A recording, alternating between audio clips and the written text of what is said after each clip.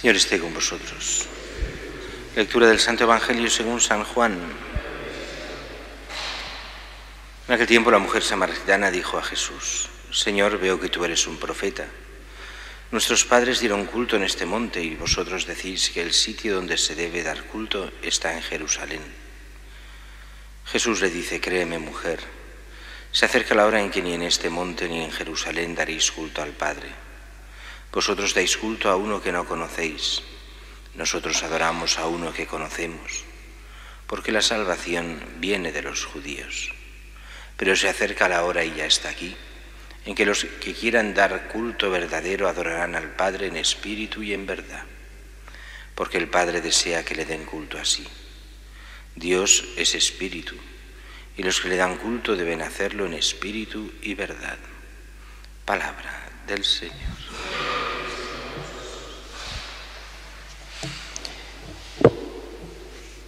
Decíamos al principio que celebramos hoy esta fiesta en Barcelona, que es la dedicación de la catedral.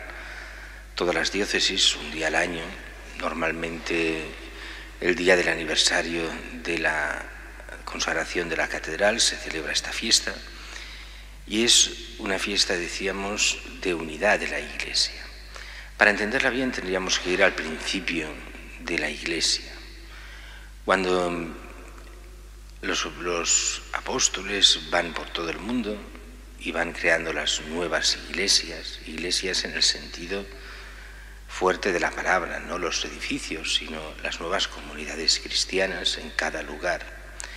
A principio y durante casi 3 siglos o 2 siglos y medio largos, estas comunidades se reunirán en las casas, entre otras cosas porque en el Imperio Romano la religión cristiana estaba prohibida, en algunos momentos tolerada, pero normalmente prohibida, y no se podían hacer edificios públicos de la Iglesia, ni mucho menos, no estaba reconocida para nada.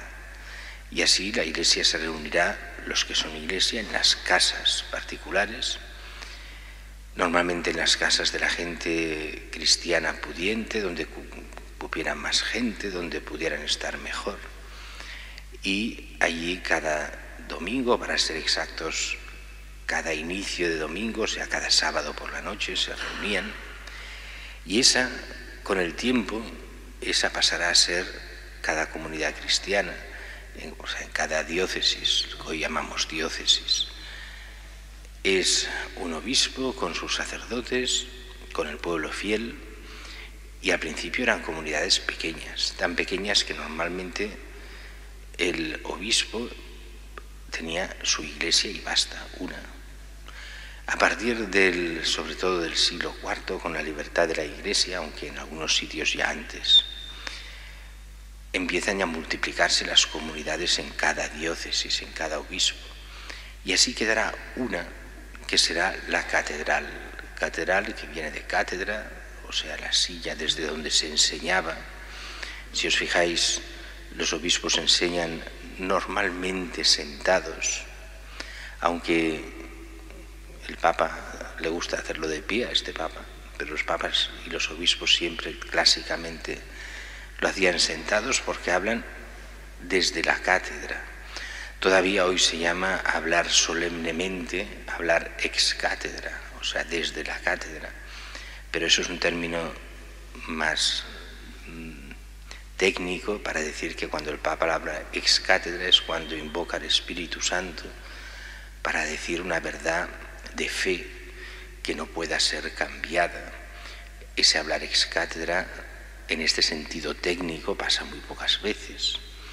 Prácticamente en los últimos papas ninguno ha hablado ex cátedra. El último, si no recuerdo mal, fue Pío XII.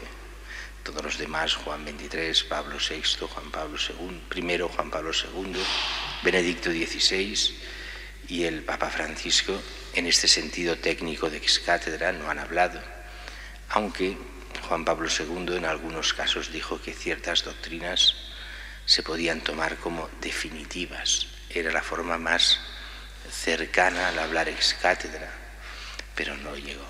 Y de cátedra, del lugar de la enseñanza, donde se sientan a enseñar, Así viene catedral. De hecho, el mundo civil también ha cogido esta terminología cuando habla de los catedráticos de las universidades o antes de los institutos, que eran los que enseñaban con autoridad. Pues bien, el que enseña en la Iglesia con toda la autoridad es el obispo en nombre de Cristo. Y por eso en cada catedral, que es la Iglesia madre de todas las iglesias de aquella diócesis, está la cátedra del obispo, el lugar desde donde enseña el obispo en nombre de Cristo, como sucesor de los apóstoles. Y lo que hacemos hoy en esta fiesta es entender varias cosas. La primera, que la Iglesia es comunión y cada parroquia y cada fiel ha de estar en comunión con su obispo, y este obispo ha de estar en comunión con el Papa, centro de la unidad, y con Cristo faltaría más. Los obispos como centro de unidad junto al Papa de toda la Iglesia, y los fieles y cada parroquia unida a su obispo. Y a la vez entender bien lo del Evangelio de hoy de la Samaritana, y es dónde se adora a Dios.